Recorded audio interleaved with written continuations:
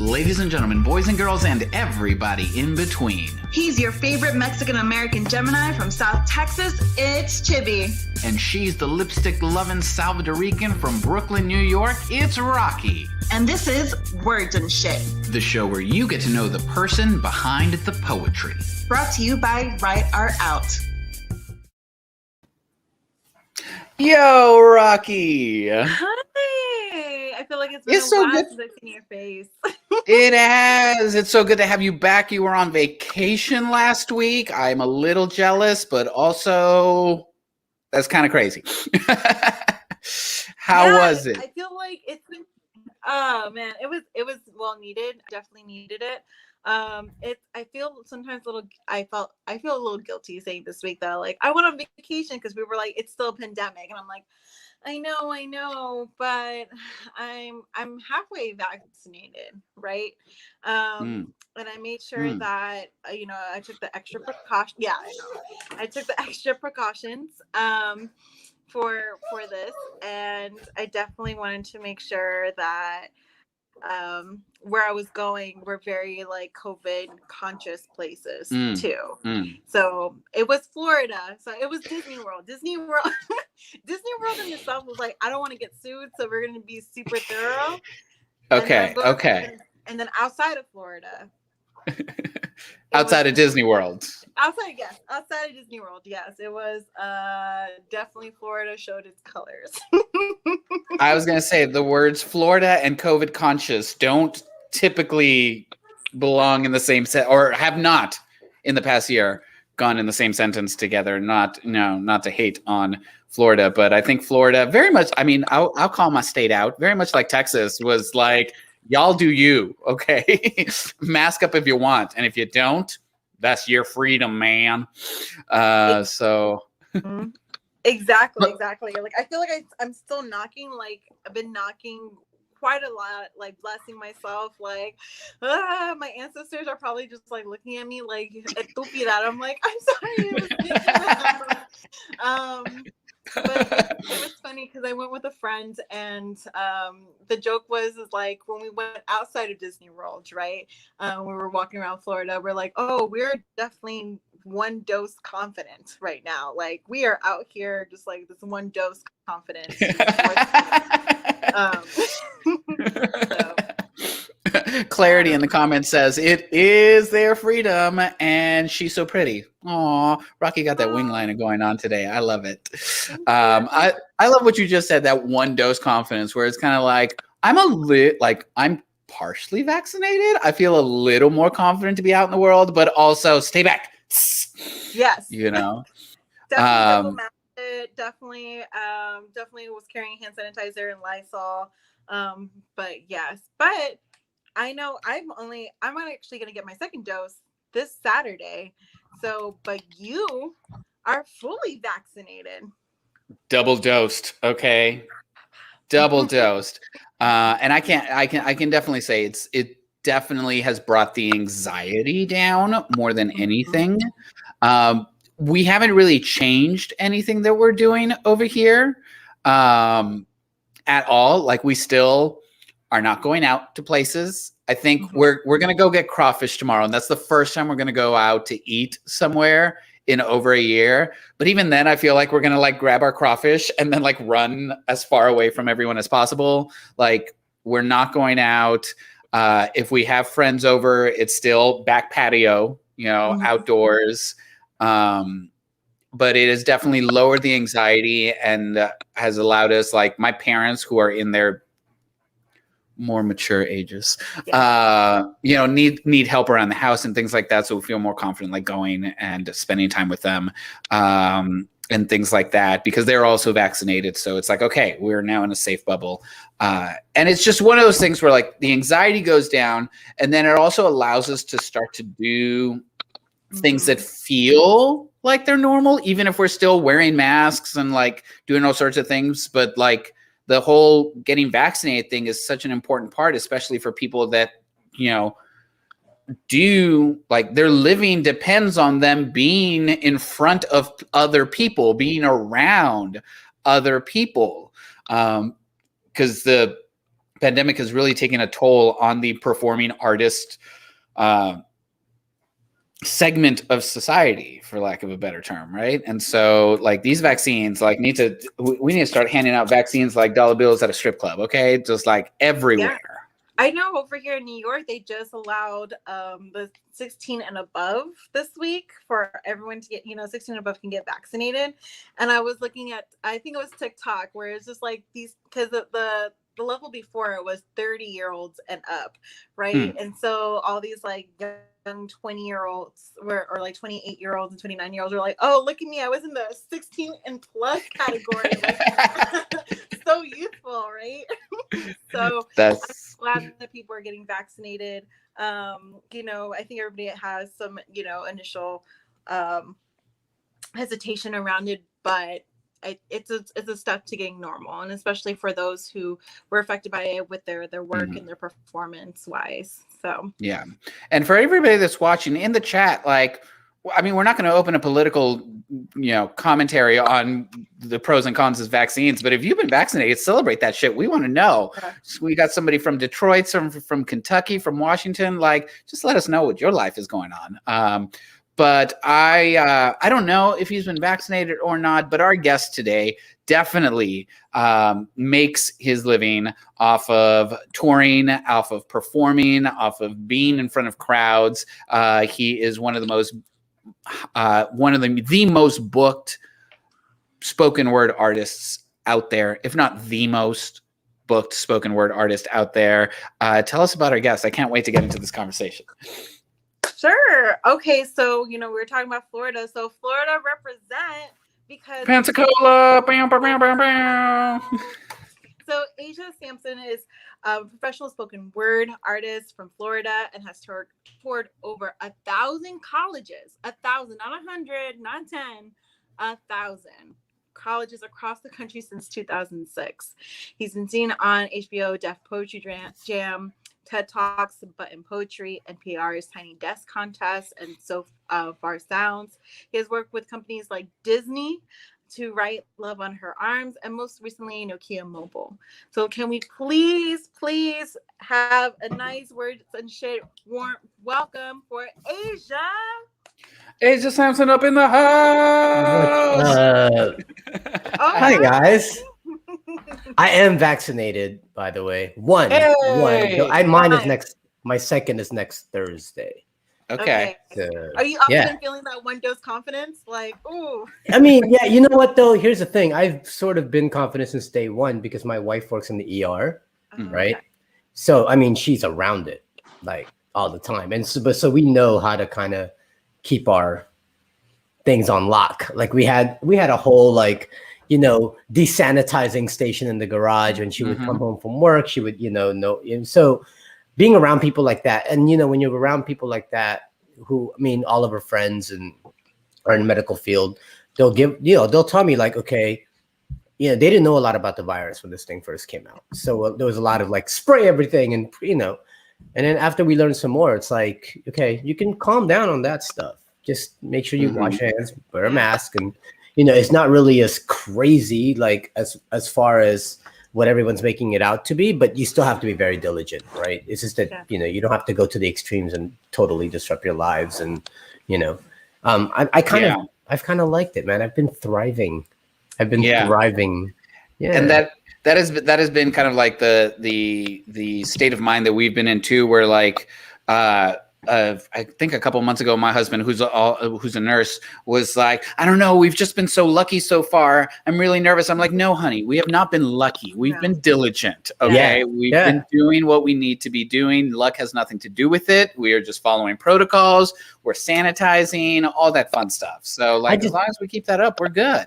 I mean, I just cannot wrap. I mean, okay, I know this is going off subject, but I just cannot wrap my mind around how there is so much debate over the most petty stuff in this country, right? Like, okay, I mean, God, just wear a mask. I don't even see why that's a big deal. And then the school shooting happened and everybody's more worried, or a mass shooting is happening and people are more worried about their guns being taken away. Like, I just do not understand. Like, what is this power that you want to hold on to so badly, right? Like, I don't know. Yeah, and it's not only just like in these red states too, like just literally 2 days ago at the Barclays Center here in Brooklyn was a huge stage protest of like not wearing a mask and kind of protesting against these vaccine passports.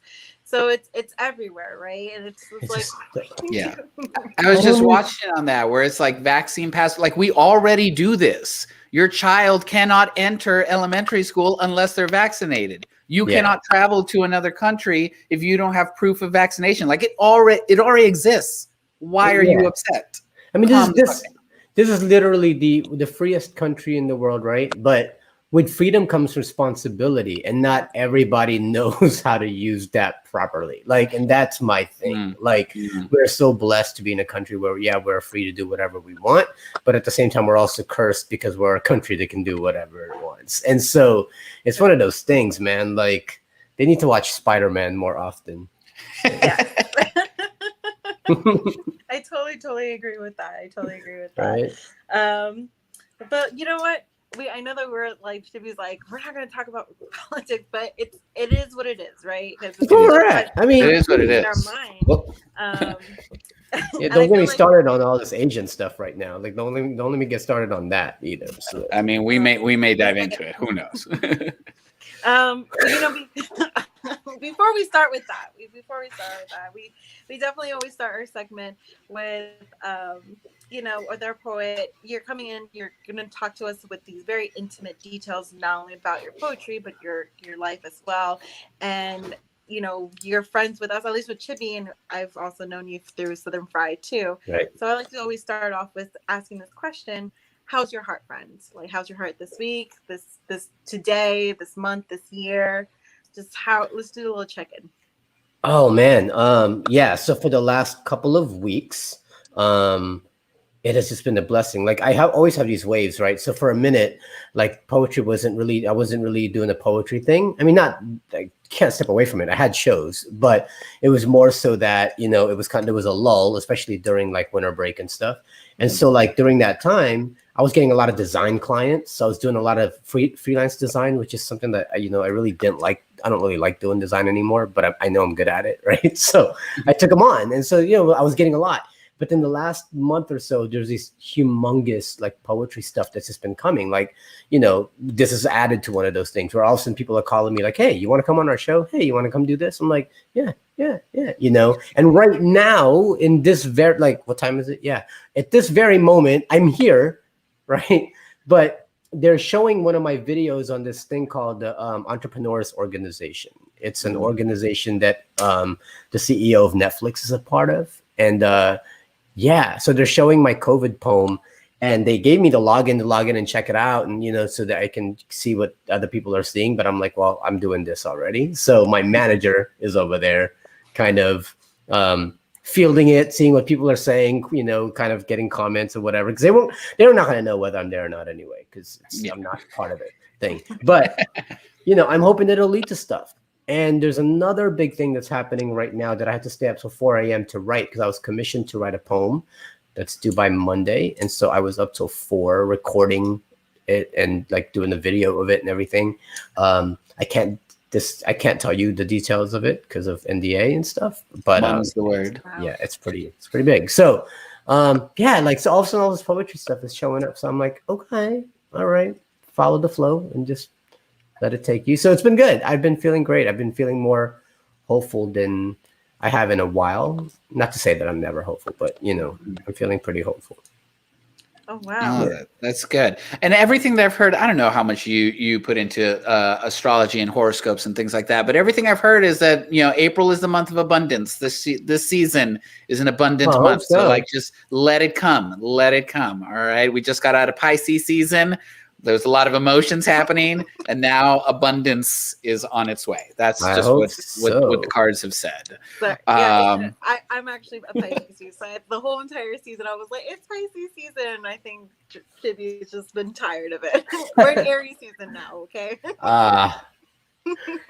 When is I'm an Aquarius, so I don't know what that means. I really don't follow. You missed it. It was mid-January to mid-February. Yes, I know. I know. My husband's an Aquarius. We're very well acquainted with Aquariuses up in this house.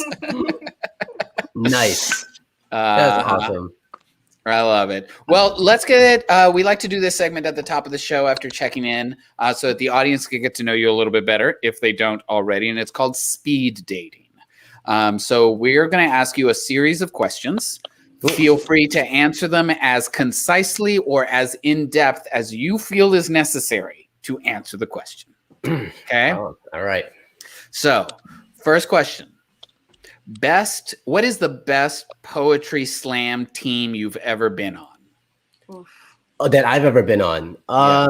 Last year, 2019, because we took third in Southern Fried. And really but it didn't matter if we won Southern Fried. It was the fact that I met Chibbi. Like, what an experience that was. God, I was like, this guy who like has piercings under his mouth, like. Thank you, everybody, for coming to our show. Right, no, well, yeah, I say that. I mean, the close second would be Minora Team, because we had won with Southern Fried back in 2006. But 2019, just because it was Tessica's last year, you know, it was the last time, her last biggest slam, and then she passed away like months later. So being on that team was just fun because we had rookies and we had vets, and so the rookies just had a great time. And then we were able to bring back a title to the city, which they haven't sent a slam team since 2004. So the fact that we were able to bring a championship back here is pretty awesome. So to me, that was my favorite right now. Cool. Burn beautiful. It was a lit team. We were in a bout together. Like, I know y'all were fire. It was fun. Oh, damn. All right. Okay, so my next question. So for those who do not follow you, you post a lot about your son. And I think right now I'm just like, I love when we have our poets come in and they talk about their family. So please tell me your favorite thing about your son. Okay, so I mean, there's a lot. I mean, you know, we had a lot of, and you're gonna hear it, and probably in my poetry later. I'm just gonna tell you a story of how I got to, you know, how we got to him. But we were not even we didn't think we could have kids, and we've tried since then after him, and we still haven't been able to. So he's an only child. There were some things about him that, you know, that popped up, like he has ADHD, he was born with neurofibromatosis, that type of stuff. So every day is like an adventure, man. But he's free spirited that way, but he's also very sensitive, right? And so that's my favorite. But it can also be the thing that like frustrates us a lot, you know, because you know, my wife and I were just literally last night talking about, like, my God, because he'll get so emotional over stuff that are not even a big deal. Like, he'll really fixate on it. And it's hard to, like, you know, kind of harness those things. So, yeah. So my favorite thing about him is that he has that personality, like hands down, you know, but it takes a lot of patience. It's taken a lot of patience, you know, and it's sad because he'll come home and he'll say, like, you know, no one wanted to play with me at school. They said I was annoying. And that's because he's hyperactive. I know it, you know? And so that, you know, breaks my heart, because it's like you're trying to make friends and everyone else who doesn't understand what you're going through is kind of annoyed by you. And, you know, and so it breaks my heart. But at the same time, it's like, you know what? You'll grow into your own, you know, you know, you'll be special, man. And that usually produces some of the most brilliant people. Anyway. It really does. It really does. And, you know, that's the thing we were talking about, like, hey, look, it's like this right now. But, you know, some of these guys who are, you know, who do have ADHD and everything like that, when they get fixated on something and he'll find that, like, there's no stopping the guy. So I think that's one of my favorite things is, you know, about him, is that he is who he is. You know, so I heard a podcast, and this will blow your mind. Like, he said, you need to grieve the child that you wanted and start embracing the child you have. Wow. That got me. Yeah, got me too. What do you mean you don't know why? It's because you're a Pisces, you and your emotions. Yeah. I don't even have kids. You know, kids, yeah. Like, You have to grieve the child you wanted and start embracing the child you have. That's so valid. That is so valid. That by itself. That's it. Send tweet. That's it. Well, thank you so much for coming to our show. That's it. Yeah, thanks a lot. We'll just do that all night. Okay, next question. We've hung out a couple of times when I was in Florida. You took me to eat at a couple of places. Yeah, you're like the food, opposite of vegetarian. I remember. the complete opposite of vegetarian.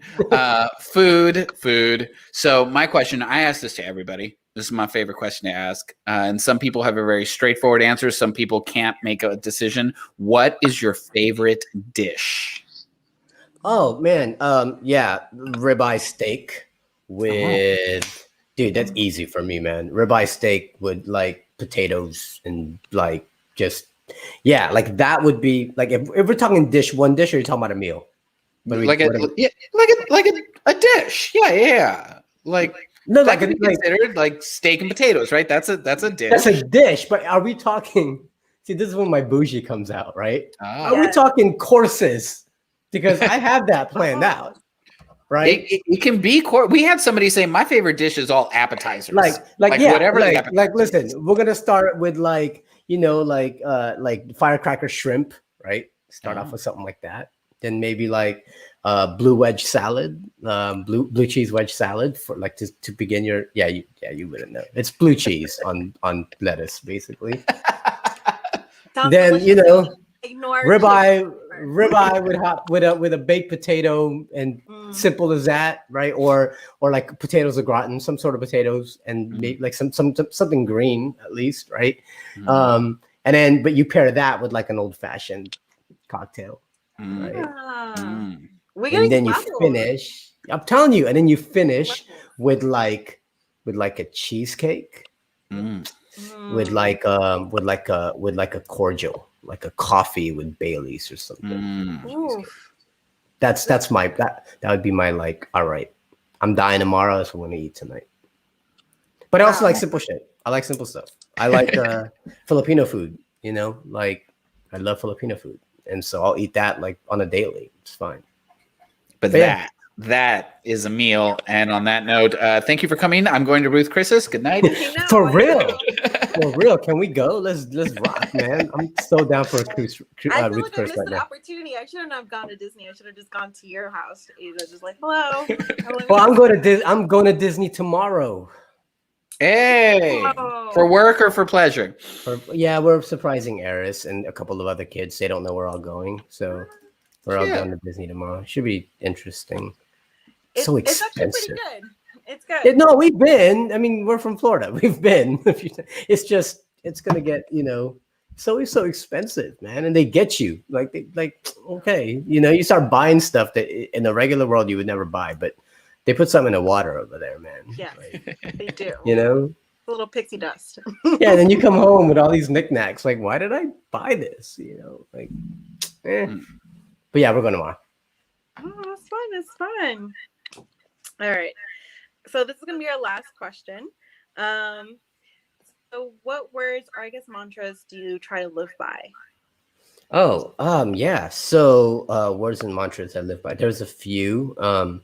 But the one that I think that strikes out to me the most right now, that I use constantly all the time is it's actually a Bible phrase, which especially nowadays, and it's I actually have it stamped on one of these. It's John 16:33, which is in this world you will have trouble, but take heart, for I've overcome the world. So I think about that a lot, especially now, because it's and I'm not a super religious, like Bible quoting guy. I'm not. It's just that really just sticks out to me a lot, especially for hope. And you have to. I have to try to believe that there's a bigger power out there. Otherwise, I just fall into despair. Like, this is how messed up it is, and then we die, and just nothing happens. Yeah, I don't know. I don't know if I could live like that, man. But yeah. I feel that, and the Bible, for all the evil ways that it's used, is actually like full of really, really good, like things to live by, right? And I look at it like that, man. I don't sit there and be like, oh, you did this. Well, we got to put a stake in your eye, like, you know what I mean? Like, I don't think in that sense, right? Like, I just look at it as, what's the lesson? Like, all right, like I can't prove that Noah actually brought all these animals onto one ark of 2 of each of every single animal in the world. right? Like, okay, But you know what's what I mean? less? They're called what- parables for a reason. Yeah, like what are we supposed to get from it, right? Like that's the thing, and that's how I Yeah. always look at it: the spirit of the Bible, and not necessarily the words. Yeah. Kind of like how I look at slam poetry sometimes. Hey. Have you heard of the Jefferson Bible? I'm curious. No.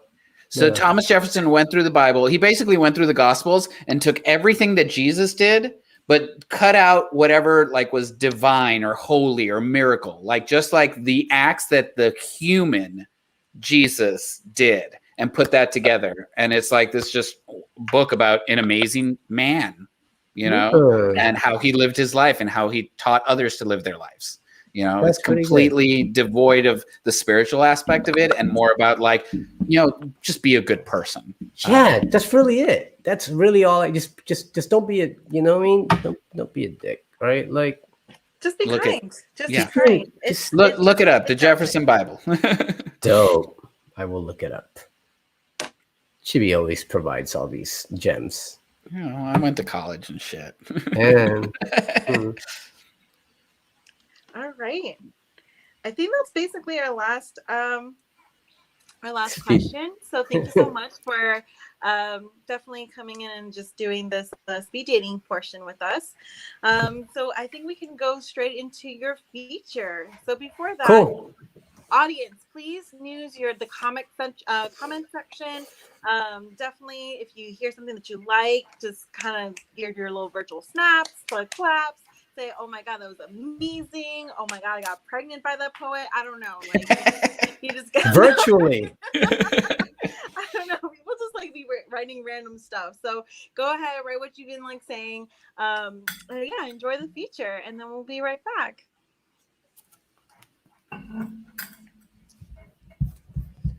So think back to when you were a child and try to remember what you wanted to be when you grew up. You remember? Cool. Want to know what I wanted to be? I wanted to be a heart surgeon / architect / painter / ninja. Like, that's a thing. Think about it. I would design and build a hospital where I work, saving lives by day while assassinating them by night. Only the bad guys, obviously. Okay, fine, mostly. Then use the blood of those I've slain to paint beautiful landscapes on my porch every Sunday. Okay, that's disturbing, but it's totally doable. And I kept believing that until Maya, a second grader, punched me in my third grade stomach, and I let out such a loud scream, I realized I would make the most horrible ninja ever, but that's okay, because I could still be a heart surgeon / architect / painter. And I kept believing that until Mrs. Mercutio, my high school counselor, told me my grades were as low as my parents' income, so I better think of something else besides med school. To this day, I wonder if she's still there, flicking off the light switch inside our children to keep them from being brilliant, but that's okay, because I could still be an architect / painter. And I kept believing that until my father, who's an architect, said it's really hard to find a job as an architect. Wait, no. Until they said artists will always starve. Wait, no. Until be realistic, until find stability, until I had no slashes left to keep tabs of all of my dreams. As children, we transformed blankets into tents and explored the safaris of our bedrooms by flashlight. We wore goggles and snorkels in the bathtub, believing this was an ocean filled with wonders and sea creatures we will discover when we dive. We tied towels around our necks and flew off the coffee table, pointing to the spot where we needed to land to break our record. We drew pictures of ourselves, the astronauts / teachers, the ballet dancers / rock stars. I kept mine at the bottom of my drawer for safekeeping, only to find them last week, hidden beneath mortgage papers and credit card statements and the work badge I used to enter the building of a job I never wanted. How much further was I willing to bury who I was meant to become just to live a life that's steady? How long have I muffled the voices of those drawings when they tried to tell me steady is just a word we like to use anytime someone asks, how's your life? And we're too ashamed to give the actual answer. In 2006, my doctor looked me in the eyes and told me I had testicular cancer, to which I replied, yay, sounds like a ball. He didn't laugh. Instead, he says, you understand that after we remove one testicle, you'll only have one testicle left. And I said, okay, well, then I'll just change my name to One Hung Lo, because I'm Asian. Still nothing. Instead, he says, you might not be able to have children after this. You might want to consider having your sperm frozen before the surgery. And I said, great. I will never look at frozen yogurt the same way ever again. He didn't think any of my jokes were funny, but how could you not find them funny? You're talking about me, the guy who once had dreams of doing ambitious things and is now teaching telemarketing to students and retired bankers, the guy who was taught that being a man meant being fully equipped, and now you want to come snip and separate the Wonder Twins, the guy who will later tell his friends and they'll respond by texting him a picture of a wonton saying, hey, don't worry, we found you a replacement, the guy who's already so skinny that those automatic doors at the grocery store can't detect me and I have to wave my arms and jump like a madman until it opens, and now you're saying I may have to go through chemo, which will make me skinnier than I already am. Damn, how is that not hilarious? Yeah, you might not find that funny, but I can guarantee you that whoever's piloting my fate decided to raid the minibar, lock the cockpit doors, and is hysterically pissing their pants by now. Have you ever wondered why maniacal laughter is never included in the stages of grief? Maybe because it doesn't last that long. Maybe it's just a parentheses, nestled between denial and anger, hold a grin between my clenched teeth, long enough to get the hell out of his office so I can cry on the shoulders of my car seat. How did I get here? I've never been one to go rogue and write my life past the margins. I once made billboards of my milestones and staggered them along my road to success, and I went wondering at what point did I lose the concrete beneath my steps. Maybe it's when my parents took that first flying exit out of their marriage. Maybe it's when I took that detour out of college, thinking there had to be a faster way, only to find myself going in circles until the student loan light started blinking. Maybe I got tired of running on empty. Maybe it's why I took that desk job that promised me my own corner office. Maybe I couldn't tell if it was the tie or the slow death strangling my neck, working long hours, paying for a degree I never got. Maybe that's what led to this.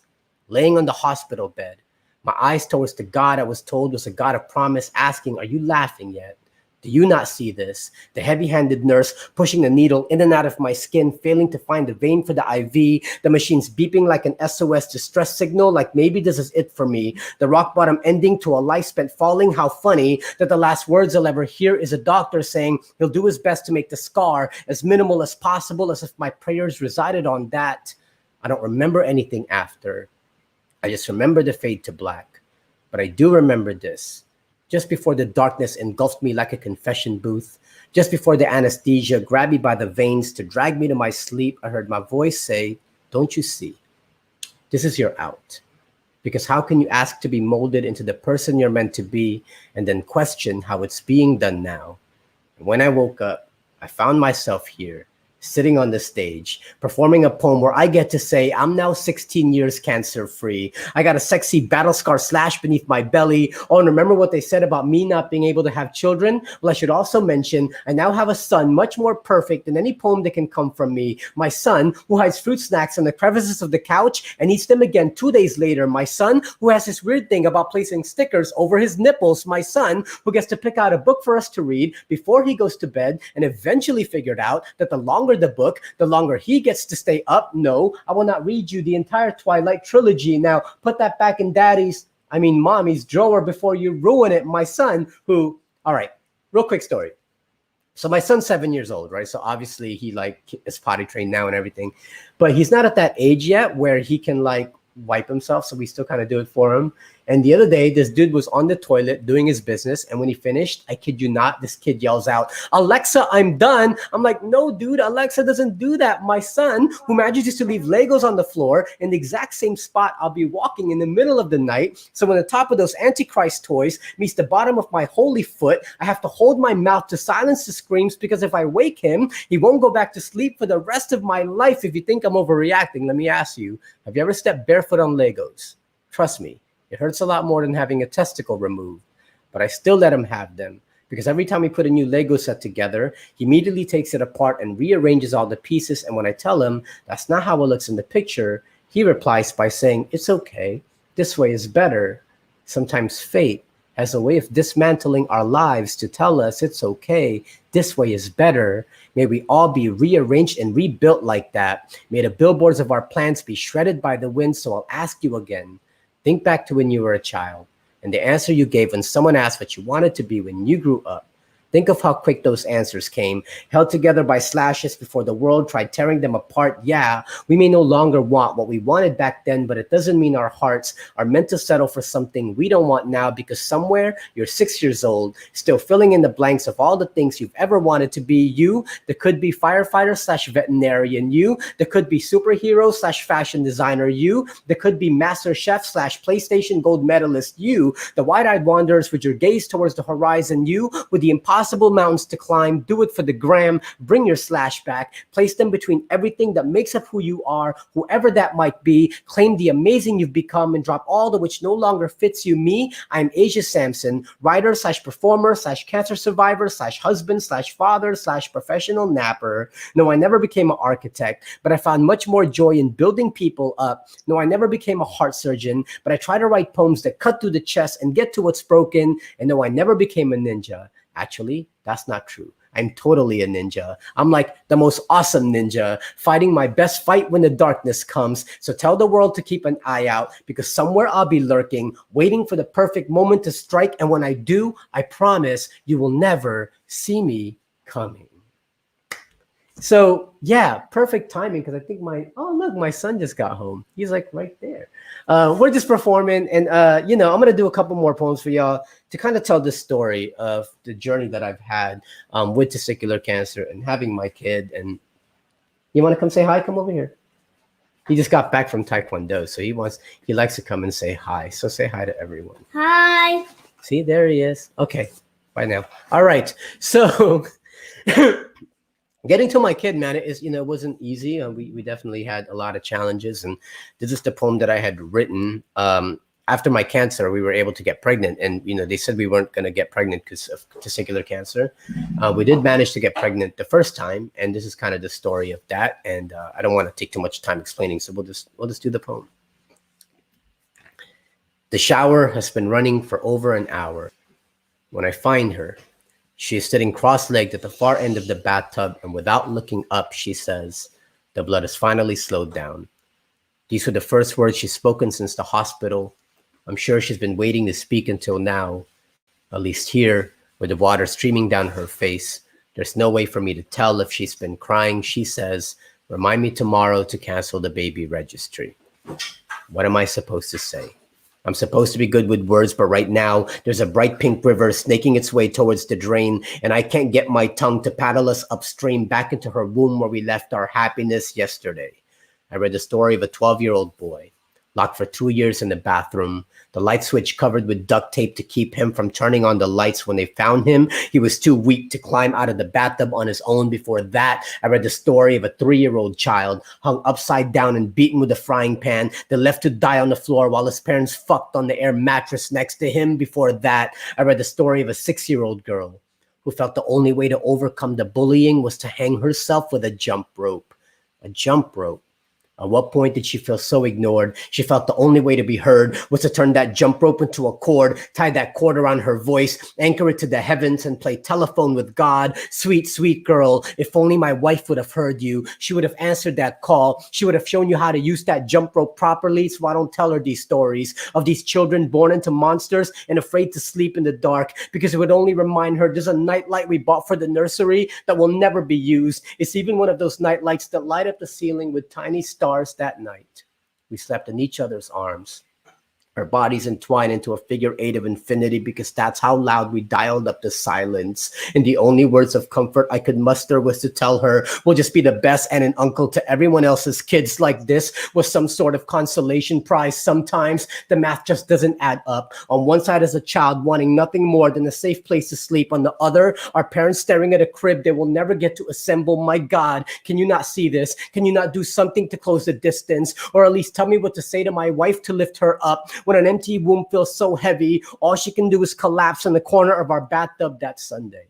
As I sat in church with my arms crossed, I glanced over to find her on her knees, her surrender telling me that sometimes the only way up is to hit the ground. The whispered prayers will reach heaven further than my screams, and for 2 years she did this, not once getting loud, stacked each prayer on top of the other until it was high enough to pierce the clouds, and finally he answered, his cross appearing in the window of that positive pregnancy test. And now I am bent over the same bathtub I found her years before, giving our 2-year-old son a bath.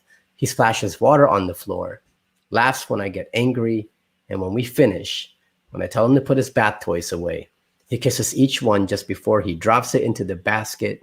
He knows how to love because he is loved. He knows how to love because he is loved. I pray every child could be as lucky. All right, so that was the second poem. And then just to round it all out is the poem that I wrote for my son. You know, they asked me what is my favorite thing about him, you know, and, you know, like I mentioned, he was born with neurofibromatosis. It's a genetic condition. For the most part, there's nothing wrong. Nothing will happen to you with NF.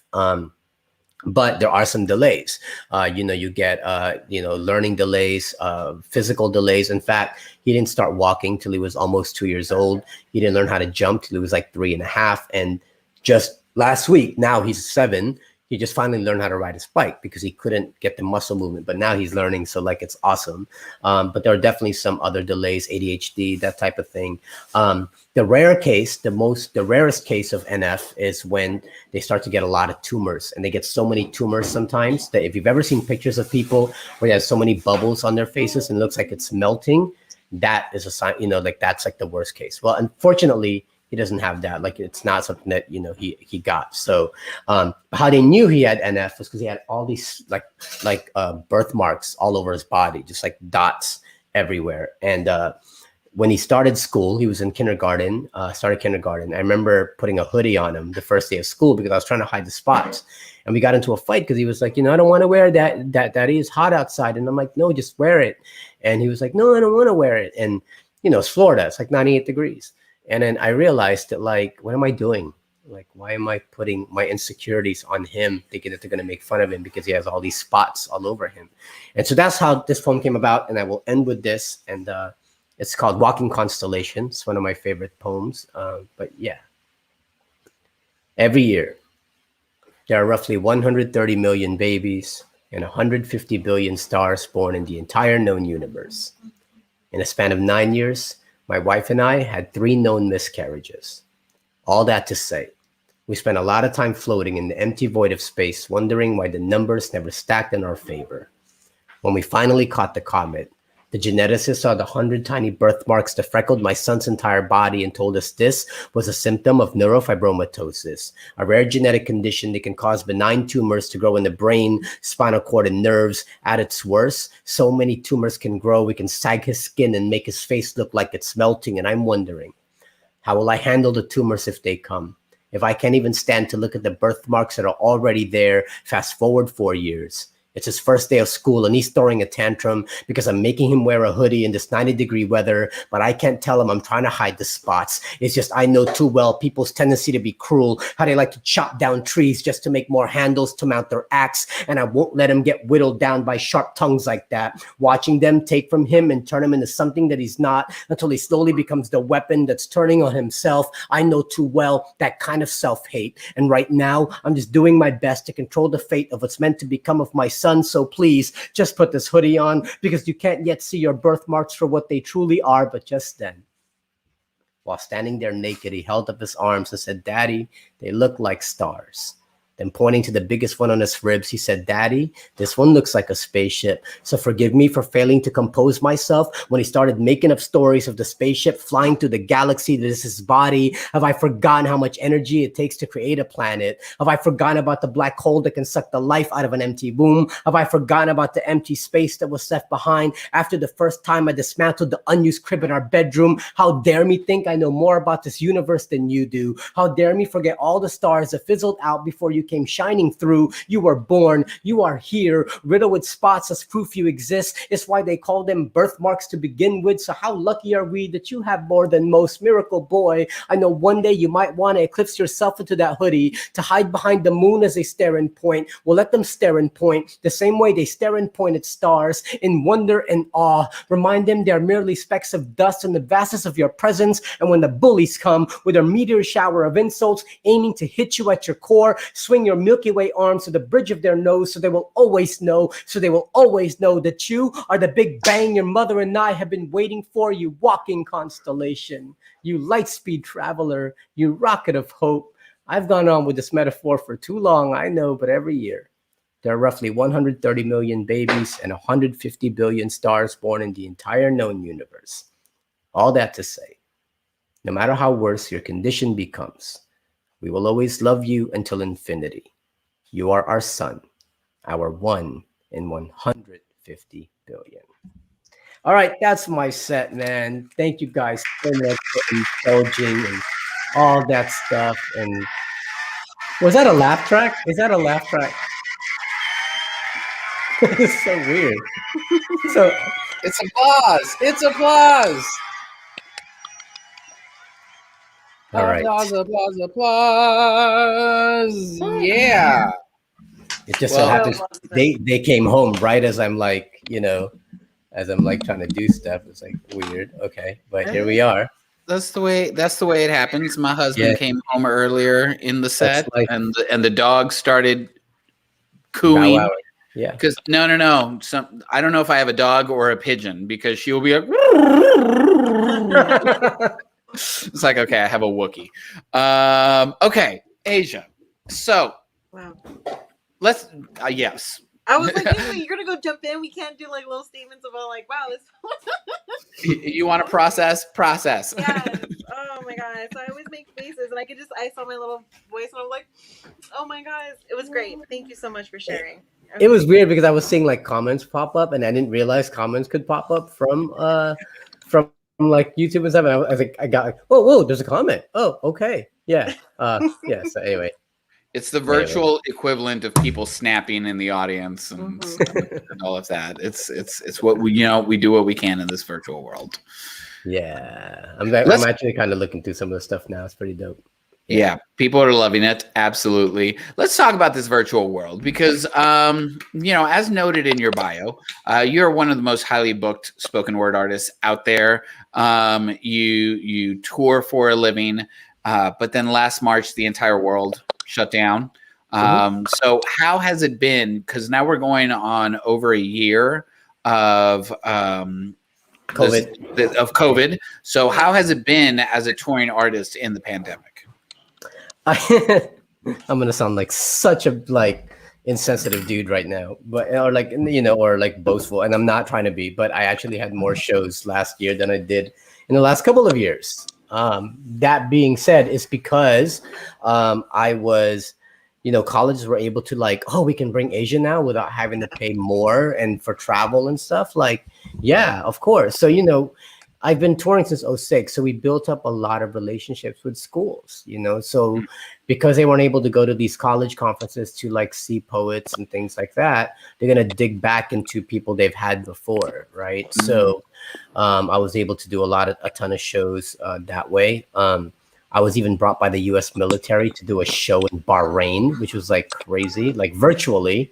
That was a weird call to get from your agent, because he was like, you want to do a show at a nuclear facility? I'm like, wait, what? But it was dope because it was for the 9/11 tribute, and they showed a picture, and I could see this big stage, and it was pretty cool. It was awesome. It was at a pavilion, and it was 300 soldiers or something like that. Yeah. So legit. Oh wow. No, I think it's always interesting because so I work on that college end. I work for student activities, and oh yeah. So you know it is. I know. So it's been interesting because I think we talked about it on another show, how we're so used to going to NACA, and these other showcases, but it's been very helpful that we don't bring in poets from different states, just because, again, it's budget cuts because of enrollment and stuff like that. But it also allows us to get poets at any moment in time. Anywhere else. That's right. Yeah. Yeah. And now you could, who do you want? Exactly. So it's been very interesting too. And so I'm not surprised when you're saying that this is probably the most that you've been booked, because it's just easier, more accessible, right? Yeah. So yeah. So I mean, I'm definitely blessed for that. I mean, I'm definitely blessed that I was able to get that, and I was, because I know a lot of people lost a ton of shows, and I feel for them, and I was scared too. Fortunately, when COVID hit last year in around March, April, when everybody got on lockdown. I had already done a significant amount of my shows by then, my physical shows. I was already towards the tail end of my tour, so I only lost maybe 2 shows that they canceled on me. Other people were just starting their tour, like March, April, May, and lost like a whole semester's worth of shows. Fortunately for me, I had already done most of mine. And then come fall, we were able to get people, like we were able to get shows. So we were, so far. But right now, I have like 5 for this semester. Fall is kind of looking scary. It's okay. It looks scary for all of us too. Don't worry about it. Yeah. We're like, what does it look like? Are we coming back? I know for us, even in New York, because New York was hit really bad. We're like 25%. Right. Yeah. And we'll probably fall. I don't know how that's gonna look, but it's still so up in the air. So for it's those really for those of you who are watching and you're hearing us talk all this college talk, what you're seeing in front of you right now are the 2 ends of how a college books people, right? On one side is a person who works with student activities and is in charge of bringing talent to the school, and on the other side is us, the talent. And so student activity, look at me giving a lecture right now. Student activities.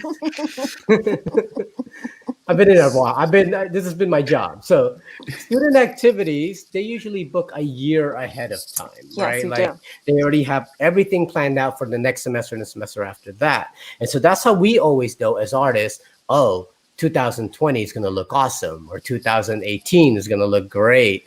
But because of COVID and everything being up in the air, and the booking has kind of halted because they don't know, should we still book virtually or should we book in person? Are we going to be open? No one knows. And so that is the struggle right now. So that's how the industry looks right now. And, we go to these things called NACA and APCA, which is basically all the artists and all the schools come to that and they shop us. Basically, they shop for talent there. And without that, it's hard to get shows. So that's where I'm at. So right now I'm hoping really that this corporate stuff that they're doing while I'm at this show, I hope that pans out and there's some stuff that comes from that, hopefully, So.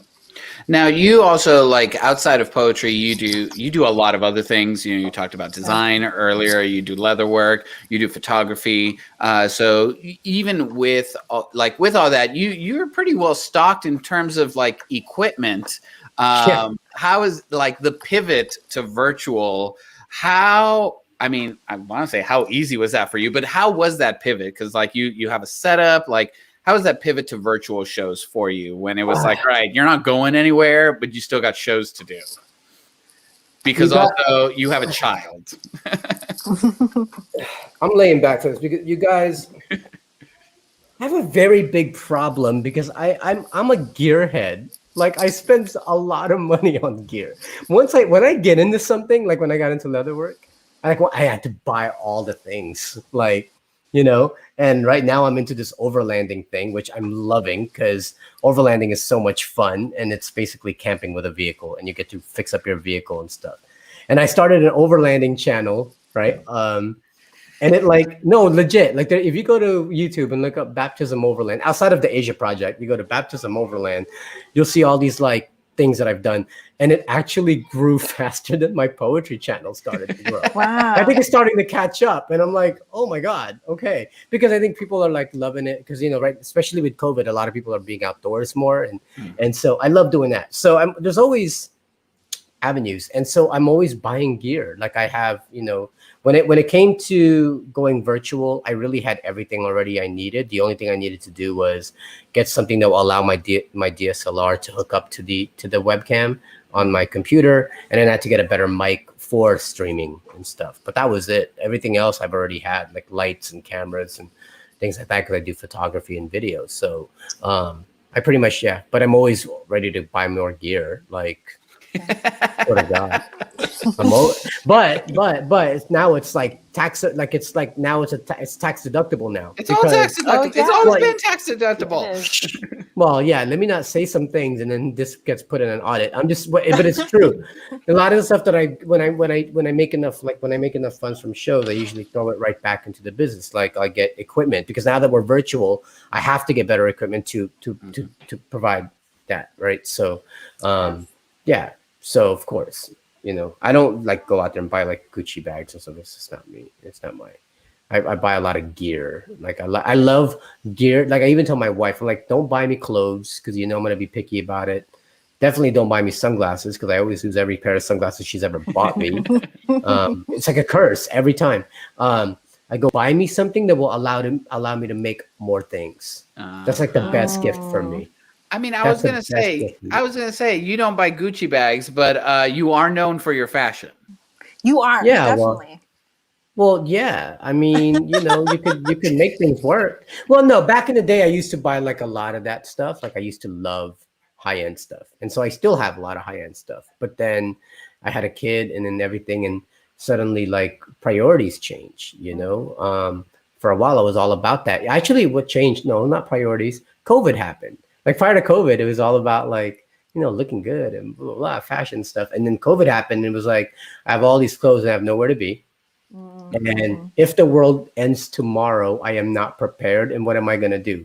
Try to use my Louis Vuitton ties to survive? Like, that's not going to happen. So that's why I got into this whole overlanding thing. And I'm like, all right, we're going to be good in the event that something happens. I'm prepared. Like, not crazy prepper type, nothing like that, but just be at least like I can take care of my family if some things went down. Right. So, yeah. For real. Like, well, I guess talking about like they're not hobbies, they're like more of your projects and what you put work into. Let's kind of shift gears to this documentary, Find the Poem, that you've been working on for a hot minute. Can you tell us a little about the project and both what it's about and how the experience of putting it together and out in the world has been? Yeah. So prior to COVID, I flew around the country to interview 30 poets that I've always admired in my career, right? Everyone from like rookie poets who had just started to, I have Andrea Gibson on there. I have Buddy Wakefield on there. I have Shihan. I have like, Mahogany Brown. I have Jive Poetic. I have all these guys on there. And so I went around, interviewed them, and I compiled it into a documentary. And I'm still in the middle of editing. Like, honestly, I'm still like, I can't cut it down. Like for a minute when I first edited it, it was 4 hours long. I'm like, this is like the Infinity Wars of poetry. You know what I mean? This is the Avengers of like poetry. I'm like, no one's gonna watch poetry for 4 hours. So I trimmed it down, and now I know, but now I'm at 2 hours, and I'm like, no, I got to get it to like an hour and a half, and I'm just still trying to figure out where. But then Shihan called and said, hey, we're doing this little film festival thing here in LA for poetry, and would you want to show your film? So they're going to show it in like a few weeks, I believe.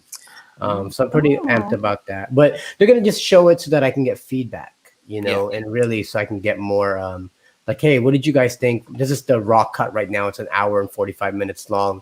Where do you think I can cut things out? So where does it not flow?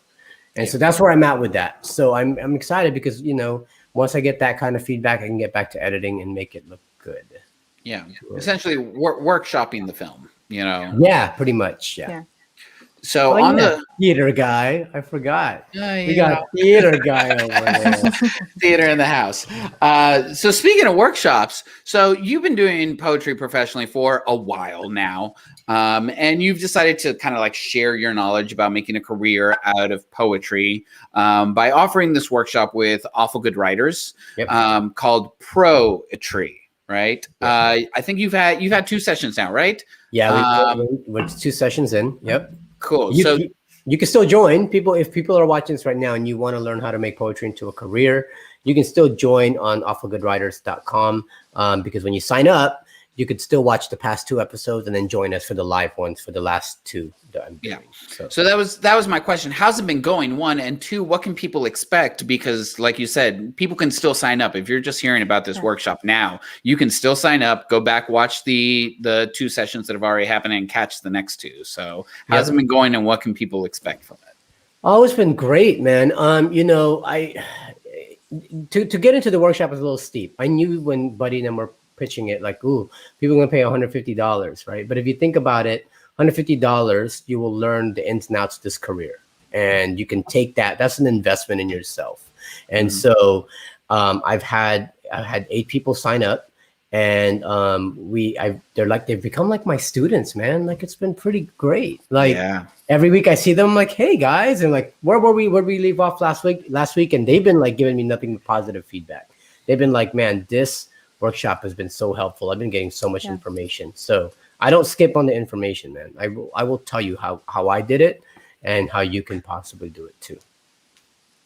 I absolutely love that. You know, somebody says only $150. You can't afford not to, right? $150 for the rest of your career. Like that's a well investment. And I second the notion that you're talking about, like, cause I just wrapped up a workshop with them, and like these, for lack of a better term, participants, the people in your workshop, like they do become like a family, and like you build relationships. Yeah. 100%. And then, you know, and I told them too, like after this workshop is over, the relationship continues, because you can hire me to coach you into your career. Like I can, you know, where everything I've taught you, I can help you in that process, get to that stage of like, all right, I'm ready. I got everything I need.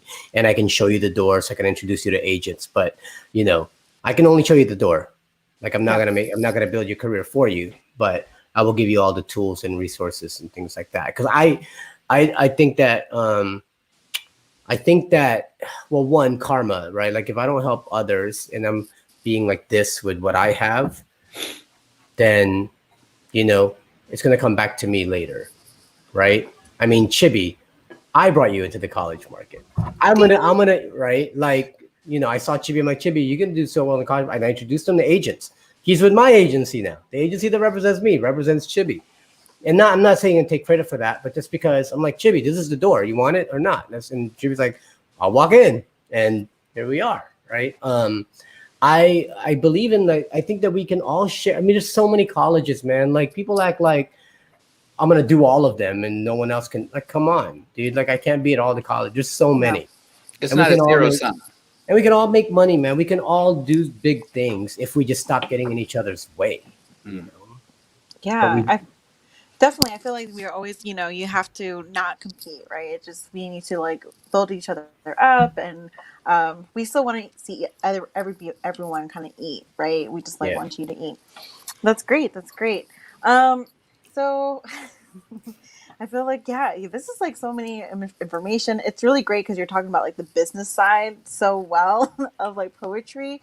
And like you said, like I book poets or book talent. Wait, which school are you in, if you don't mind me asking? Yeah, I'm with the CUNY system in City University of New York. Okay. So I'm with Kingsborough Community College up in Brooklyn.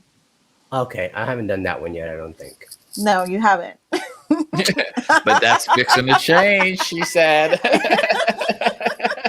The funny thing is, Rocky probably knows my agency. Like, I know them. I'll just call them up if I need you. You know? Yeah, but that's the thing, right? Because we're talking, if we're continuing with this business talk, but yeah, like to me, it's just really interesting because I've always been around poets, and I've just started working in like this side of the business, and to me it's like, why don't you just go up to the poet, unless the poet's like, hey, can you please talk to our agent, you know? I just feel like I have a connection with them. I'm in the poetry community. It's just easier just to talk to them. Yeah, however it works. You should bring me and Chibbi.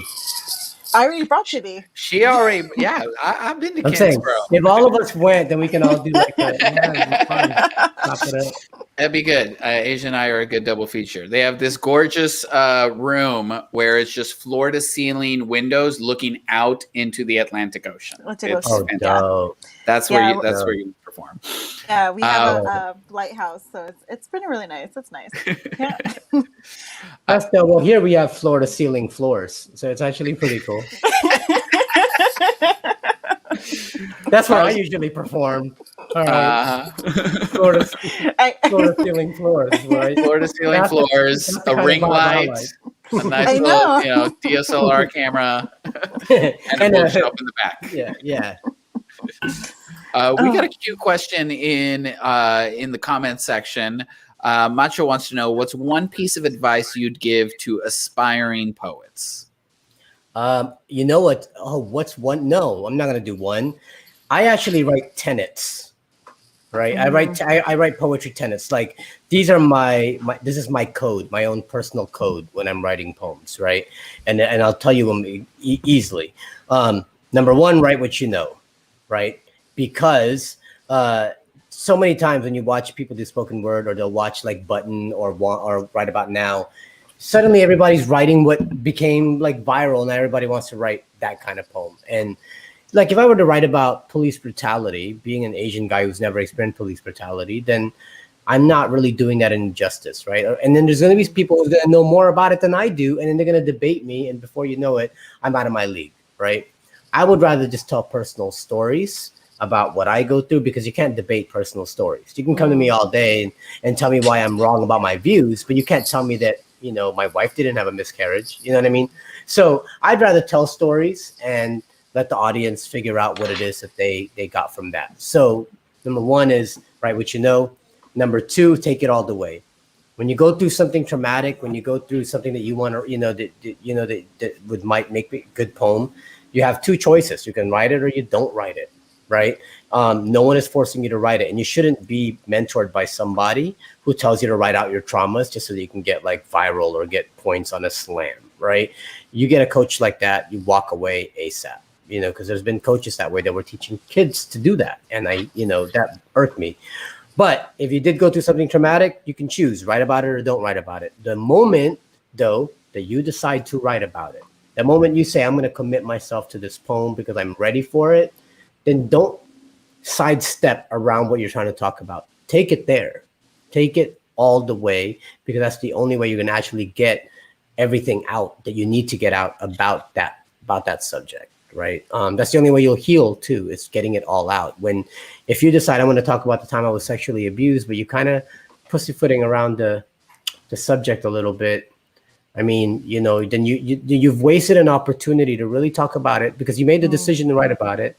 You wasted the opportunity to really talk about it because you were afraid. So if you're afraid, then, you know, it's kind of like the moment you decide to jump off of a plane, then now you have no choice but to pull that parachute, or you're gonna die. So, and that's the second thing. And the third thing is make it hurt. Whatever you're writing, make it hurt. That's the only way you're gonna heal. You know, make sure that when you're reading it yourself, you can see it and you can feel it. And if you take yourself there, if you allow yourself to take it there, you'll find so much catharsis in poetry. Yeah. So that's it. That's my thing. No, I think those are great words of advice. I actually wanted to talk about specifically your poetry. You know, your poetry has always been vulnerable and honest about your life and its, you know, its trials. And, you know, I think some poets, they, like you said, they want to bring attention to these very vulnerable issues, but they don't go all the way in detail about it, or share like personal experience within their writing. And I just want to know, like, why allow the audience to receive those intimate glances into your life like that? Right. I'm very transparent when it comes to that stuff, because I also know that we have to understand that we are not the only ones to go through these type of things, as much as it hurts us. And so sometimes if my pain can become somebody else's healing and lets them know they're not alone, then that makes whatever I just went through worth it. I mean, I hate to say worth it, right? Like, you know, I lost my sister. Like my sister passed away when she was 29. I wrote a poem about it. I would give it all back. I would give back the poem. I would give back whoever it moved just to have her back. But because I can't do that, it happened. Then, you know, then my journey to healing from that, if I can share that journey with others who are also grieving, then it made her death, at least her death wasn't in vain. So I've always kind of looked at things that way, right? Like being open and vulnerable. I've always lived with this thing where, like, I just want to die with someone had witnessed my life. I think that's all we want, man. I think as poets, especially, we just want an audience. And when we say an audience, it could just be your family. It could be someone. That's why we need someone to witness our lives with us. You know, whether that's 3,000 people or just the people in your house. You know, no one wants to die alone and unforgotten, you know? Yeah. Or forgot, yeah. Words dropping. Dropping words. Sorry, Speaking of, no, but I mean, it's true. It's true All right, to, well, to yourself. It's true to your work. Like you've always been very vulnerable, very honest about your experiences. And I don't think this interview would have gone any other way because then it wouldn't be you. And that's the whole point, right? Well, now that we did the words part, let's do the talking shit part then. Yeah. All right, let's talk some shit. What was the worst poetry team you were ever? No, I'm kidding. I'm kidding. No, let's talk about the poetry, shit as well. Like you've been doing poetry for a minute. You mentioned how back in 2016, the team you were on won Southern Fried. 2006, sorry.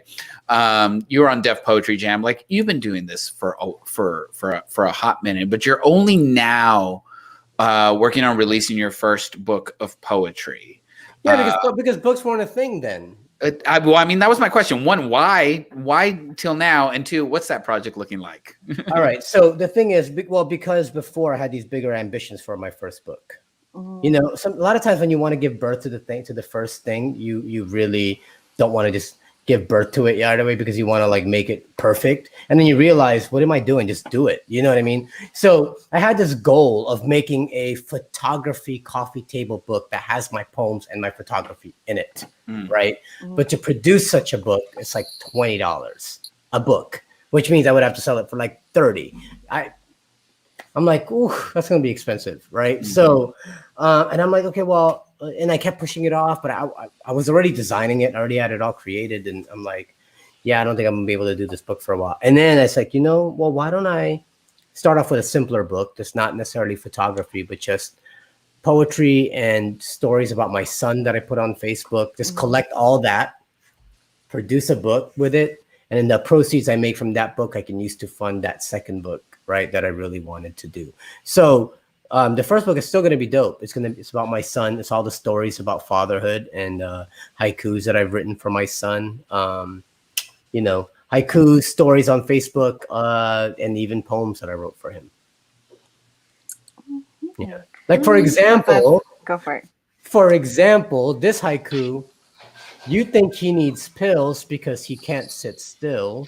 Maybe you're just boring. I like that. Oh my goodness. If I had a sound machine, right, here's where the bomb sound. Yeah, or a triangle. Would go. I mean, I feel like that's like in Southern Fried, right, where we have those haiku competitions, and I would definitely give it. Is it the white flag? Yeah. Or whatever color I am, that's the flag you would. Oh, yes. I would give it to you right there. Ashley says she can't wait because these stories are the shit. She wants them all compiled. Oh, now. Ashley. Oh, I can't believe she's on. That's awesome. Hi, Ashley. Ashley Nakanishi is dope. No idea where she came from, right? Like, just popped up in the poetry world, and I'm so blessed that she popped up in the poetry world. Because she was sending me and my family like care packages from Hawaii. That's like dope. And she gave me this black lava salt that is like bomb on steak. What? Wow, that's like some next level. It's black lava salt, right? Like it's salt from the lava rocks and stuff. I served it to my friends and they were like, we need some of this. So I gave them some and they took it home in little baggies. And they're like, if I get pulled over, and it looks a bit suspect. Yeah, like this black powder, I'm like, Asia, man, don't get us arrested. I'm like, whatever. And now they're at home. My friends were calling me. They're like, dude, I'm trying to ration this out, man. I can't use it all up at one time. Gotta wait for that. My homeboys bought like Wagyu steak just so they can use it for that. Like it was insane. Wow. Wow. Ashley, you need to start charging a premium every time you ship it out to Asia. Ashley, send some to Chibbi. It'll change his life. I swear to God. There you go. Because I do spend a good amount of time in the kitchen. You were talking about all that your ribeye, and I was like, but where's the garlic butter? When do you put the rosemary on it? Like, come on, give me the garnishing and all that. Shit. Then it comes with the territory, right? Of course. Wow. I feel like y'all are just complete chefs, and I'm like, I am not. I am totally not. I'm totally not. Asia doesn't cook. He has someone cook for him, and he enjoys the meal. No, actually, I've learned. I come from a family of cooks. I had like a lot of food traumas growing up. honestly, like real talk. I had a lot of like food, like aversions and things like that. That it was only until after I got with Jessica that I had learned how to really like food, because there was a lot that I was so picky about. And I started learning how to cook, but I'm not like the best. I mean, no, actually, no, I'm quite, the stuff I know how to cook, I'm pretty good at, because I mean, I think it's in my blood. My family was cooks. But my wife loves when I cook, but it was just not something that I picked up like doing from my whole life. But I actually enjoy it now. And HelloFresh actually like is awesome. Yo, we do Home Chef over on this side. Yeah, but like, yeah. Jessica wants to move to that. She was like, I think I want to try Home Chef next. They have more options. They teach you so much, though. I'm like, oh, that's how you make this. Yeah. Like I learned how to make flautas the other day. I'm like, oh, that's how they make flautas. Oh wow. Probably not as good as so that's been our show. Thank you for joining. Okay, thank you. All right, bye. See you later. I feel like that's like some couple stuff. Like I'm all out here single. I'm like, go ahead, live your like married life with your like No, but you should go get like HelloFresh or Home Chef or whatever. It's actually really good, and they make some really good stuff that you can cook, and it's tasty.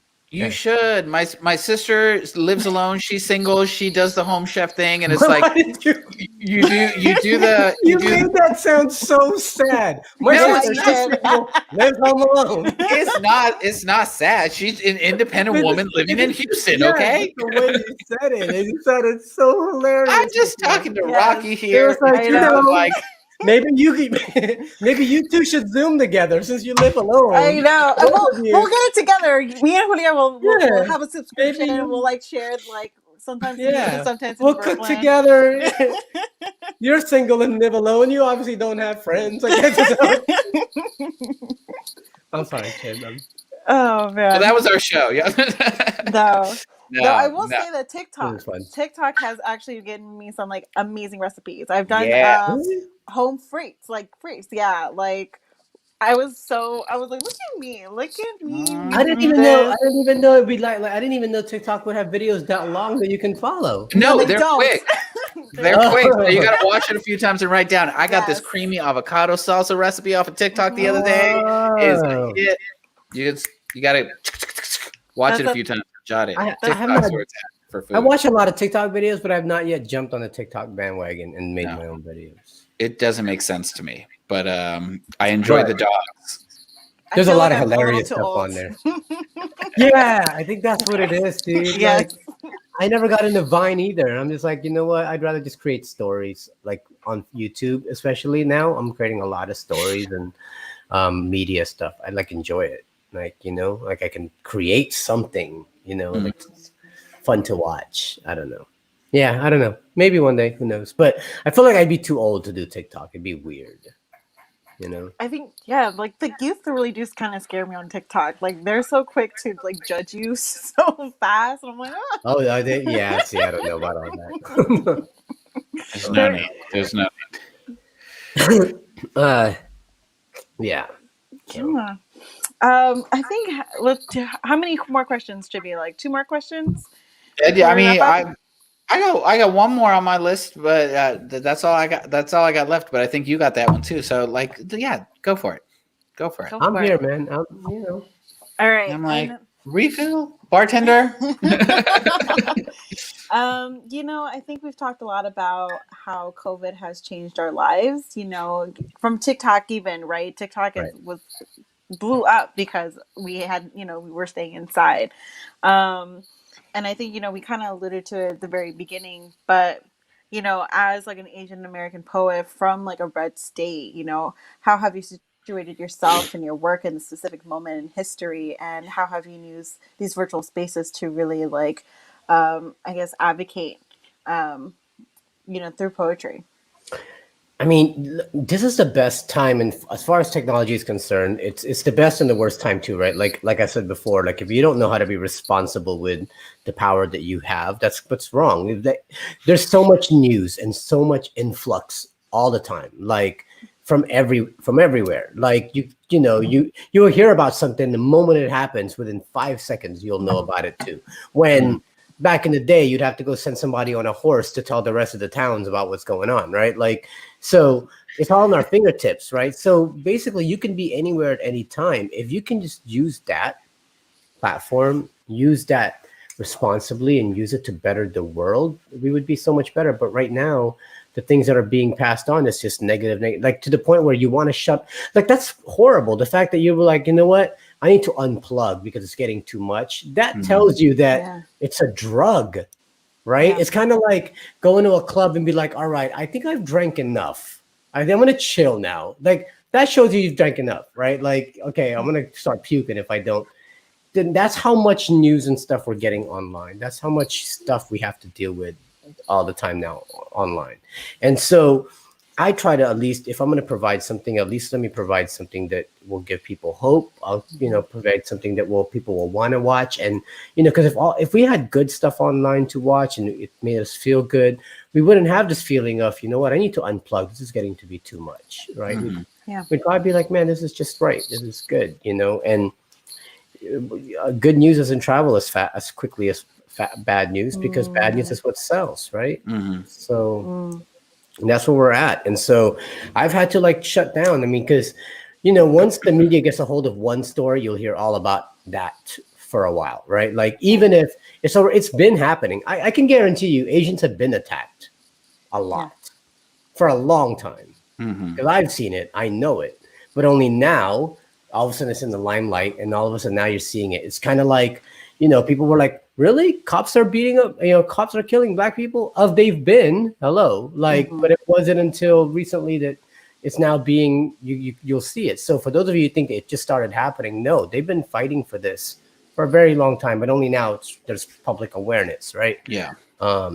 It's kind of like when people were leaving their children in car seats. Once one story took hold, suddenly you heard nothing but stories about people leaving their kids in car seats. That's the world we're in. And so you have to adjust, you have to adapt and figure out a way to, I stopped trying to change the world, right? Like I was talking to someone and they're like, can't change the world, but you can change the little corner that you're in, That's been my goal now. It's just change the corner that I'm in. How am I with my family? How am I with my kid? How am I with my community? And that will reach out. If everybody could just change their own corner of the world, not try so hard to try to change the whole world, because it's Yeah, valid. Self-care. It's self-care, and it's the little moments that we can provide for ourselves and for each other that end up making, kind of like the biggest difference, honestly. These small moments of joy, these small moments of hope. I'm trying to interpret this comment from the audience. One of these small moments that I have seen that you introduced me to was this notion of staccatos. Oh. Roberta says staccato for the Golden Girls. I don't know what that means. So she asks about staccato. So tell us, for those who don't know, what a staccato is. I'm like, just give us a good one. So staccatos. Okay. So all right. So Roberta, we call them the Golden Girls because you've met them. They're part of the poetry community here in Pensacola, right? You've met them before because they've bought your book, I believe. Yes. I thought she was referring to the actual Golden Girls, and there's like a staccato for the Golden Girls. But no, I get it. She's asking for herself. Got it. So staccatos are basically wordplay. You can join the Facebook group Staccatos. I am not the one that created staccatos. Keith Rogers is the one that started staccatos, and I was taught by Paul D. Basically, I say a word. You repeat the word back to me, and I give you the staccato. So I'll give you the one that Paul D introduced, that Paul D did, that taught me what a staccato was. So it'll be like firefighter. Firefighter. He'd be pulling some hose, right? So that's a staccato. Oh, right? That's great. Wordplay. Okay, tons so dad jokes. Yeah, so it could be like that, right? So for example, this is mine. The next ones are mine. Asgardian. Strip club bouncer. Or same-sex marriage. Same-sex marriage. 12 years and it's only doggy style. See, it's the little things in life. It can be horrible, but they're fun. Once you start hearing staccato or seeing staccatos, you can't help but write staccatos yourself. Join the Facebook group. It's fine. This is called Staccato. STACCATO. And because staccatos are so rooted in puns, it has quickly become one of my, because puns are the highest form of comedy. Okay. Yeah. I'm looking straight at the camera. I am so serious about this. Yo, dude. I mean, there's so pun to do. You know what I mean? Like, Yeah. I just can't Hilarious. get enough of it. You know, sometimes I'm just pun to death. yeah, That's so punny, though. You're so funny. yeah. Exactly. Oh, dorks. That's All cute. right. That's cute. I'm done with y'all. No, this has been a fantastic. I feel like this conversation went absolutely everywhere. We've talked about hearts and emotions. We've talked about the rawness of things. We talked about the professional side of poetry. We talked about bullshit in this world and happiness and cooking and joy and all of it. So and you even brought some special guests. You know, you brought on your son. I was kind of waiting for your wife to like jump in and be like, "Hi," too. No, she doesn't she's so introverted. It's not even funny. I think that's the balance, man. I think that's why we work. It's like, man, if we both were like attention getters, no, that's not gonna fly. It'd be all over. What's her star sign? We I don't know. So what is September 25th? I think it's I don't know if it's a Virgo or no, it's a Libra. It's after Virgo, Libra. It's Libra. See, balance. Okay, all right. Before we go into another tangent, Asia, thank you so much for spending this time with us. Could you please close us out with one more poem? Please. All right, I'm going to close out with my favorite poem, but a lot of people, I don't know if other people are feeling this poem as much as I am, but it's personal to me, and I think I wrote it after COVID when I learned that, you know, I used to want to be so famous, man. Like when I started poetry, I was like, I'm going to be famous one day. And then, you know, cancer happened and I lost my sister and then, you know, miscarriages. And then you realize, you know, fame will come and go, man. But you hold on to the important things. You change the lives of the people that matter to you the most. And so that's kind of where this poem came from. And it's my personal favorite because a lot of my poems are about other people. And this one's actually for me. So. After my sister died, my siblings and I had this morbid joke about what we would want written on our tombstones. I told them I wanted mine to say, "Thank you for visiting. Now please stop standing on my nut." Not once, between the sick laughter in our teeth, did it occur to any of us. We don't write our own tombstones. Now, if the thought of that doesn't scare you, then clearly you haven't thought about the jury responsible for yours, our lovers, our family and friends, or God forbid, our children, because those fuckers have more evidence to judge us than anyone. And you're saying that doesn't scare you to death? You don't turn ghosts at the thought that there are people out there who could see right through you? Relax. No one is paying good money to the chisel to remind us you were kind of a dick. Even killers are buried and forgotten in unmarked graves. I am not afraid to be forgotten. I'm more afraid my grave will be a monument to a man I never actually became. This embellished lie planted above my casket, forever to hang over my head. But had you asked me back then, I would have said, carve me legend. Carve me saddled on my high horse. Carve all my accolades around the base. Might want to spring for the whole mausoleum to make it all fit, if you know what I'm saying.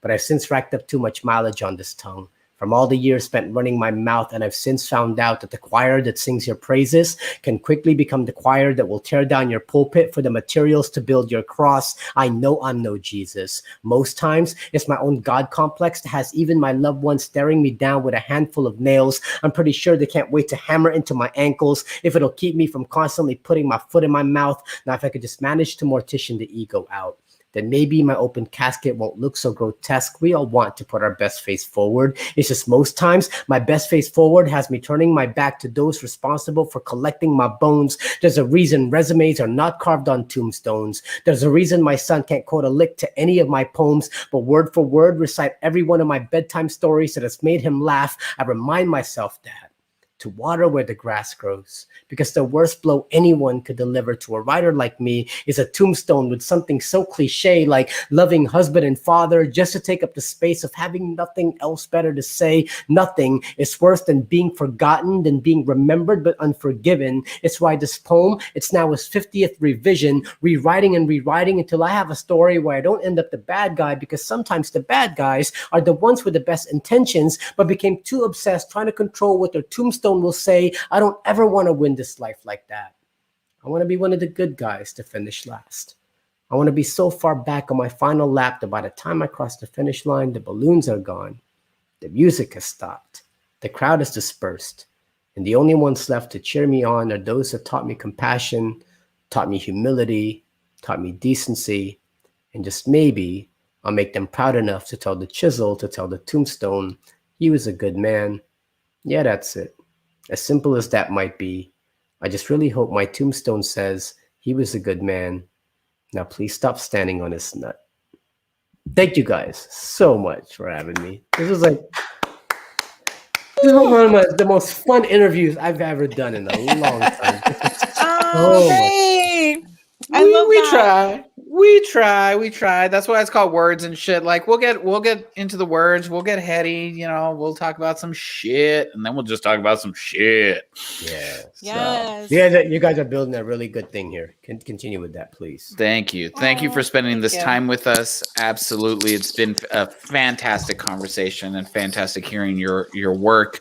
I know we have it displayed on the screen, but for anybody that's listening to the podcast after the live show, for anybody that's listening, could you please let them know where can people find you? Where can people find your work if they're interested in booking you? Like, where do people need to go? Just the Asia Project. That's the Asia Project. If you go to theasianproject.com, it's a website that sells bowls and noodles. Like, that's not me. I just don't want y'all to go there and be like, oh, that's his hustle. No, that's not.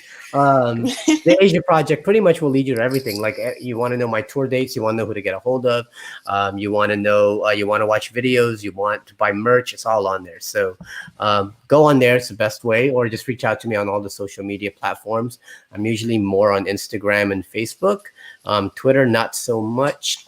Here and there I will, but I'm really a lot. I'm mostly on Instagram, YouTube, and Facebook. So Bet. Perfect. I know. I think that was like a wink for Cal. It's like, but I will wink. Check out your page. Asia Samson coming to Kingsborough College near you. Well, wait. I think I did do Kingsborough College. I'm gonna check my files. I'm pretty sure I did in 2009 or something. Oh, I'm familiar. Well, Yeah. It's been a while then. You can still come back. Yes, correct. Of course. There you go. Well, thank you so much for joining us, Asia. Thank It's been, you, guys. again, a phenomenal Thank you. conversation. Yes. Phenomenal work. Y'all show some love in the comments. Asia Samson, everybody. Peace, y'all. Yay! Thank you. Oh man, what a show! Oh man. What an experience. It really is. I'm like, as season 2. We're like halfway through season 2 already, right? We are more than halfway through. We only have like 5 episodes left. Stop. Yes, we have. Yeah. That's so true. Wow, it has gone by so fast, and I think as you and I keep developing, this podcast, like I'm so blessed about the poets that come in. I love to hear their stories, and I feel like they're getting more and more comfortable with us. So I'm so glad that Asia is able to just share his life and his words and everything with us. So yeah, it's a great podcast. For those who are here, it's a great podcast. Wink, wink. Nudge, wink, wink. Go tell your friends. Yeah, no, it's been absolutely fantastical. Well, thank you to the audience who tuned in live. You guys were fantastic. This is why we do these things live, because we believe that the audience is an integral part of poetry and performance, and you guys really make the show by interacting and asking your questions. So thank you to the audience for joining in live when you can, and thank you to our production assistant, Dominique, for holding it down in the background, and Chris Conde for producing our theme music. Yeah. And basically, if you tell your friends, right, really just go ahead, follow us on IG, follow us on Twitter at Words and Shh, right? Shh. You can see that right here, this little line. It tells you where to go follow us. Please follow us. Tell your friends, share our page and everything. And if this is your first time watching, or even if it isn't, you can always go back and catch past episodes on our YouTube channel, Words and Shit, our YouTube channel. Please like and subscribe on the YouTube channel so we can get the word out. Or if you prefer to just listen, because I'm a fan of podcasts. I like to put on a podcast and then get going in the kitchen, or listen to podcasts while I'm shopping for groceries. So if you prefer podcasts, this show is available wherever you get your podcasts. Tonight's broadcast will drop tomorrow morning, and it is out there. We are current, so go and find it there if you want to catch up on past episodes, or come back next week. Because what's happening next week, Raquel? Yeah, if you come back, same time, same place, you're going to be here for our next feature. We have on Thursday, April 15th, we have Claude Cardona from San Antonio, Texas. So please come out. Claude is very brilliant poet. So don't miss it.